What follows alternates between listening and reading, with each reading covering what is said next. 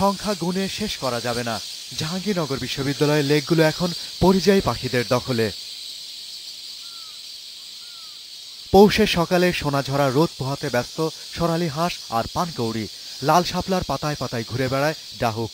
December মাসের শেষ থেকে জানুয়ারি মাসের মাঝামাঝি পর্যন্ত এই সময় আসলে বিভিন্ন প্রজাতির পাখি আসে এবং বিভিন্ন প্রজাতির পাখির মধ্যে দেখা যায় পিনটেল, গার্গেনি, পোচার্ড, কমডাক এগুলো সচরাচর দেখা যায়। তবে বেশিরভাগ সময়টা সোনালীর প্রাধান্যই বেশি।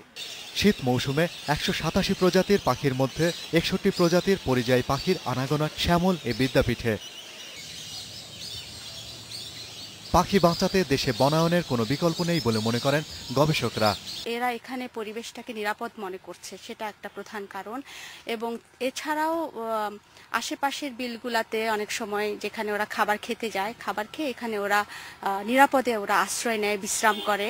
বিশ্ববিদ্যালয়ের লেকগুলোতে প্রায় ২ যুগেরও বেশি সময় ধরে পরিযায়ী পাখির আনাগোনা। হিমালয়ের উত্তরে প্রচণ্ড শীত ও তুষারপাতের কারণে খাবার আর বাঁচার তাগিদে ছুটে আসে এরা। Shahriar Anirban, independent news, Dhaka.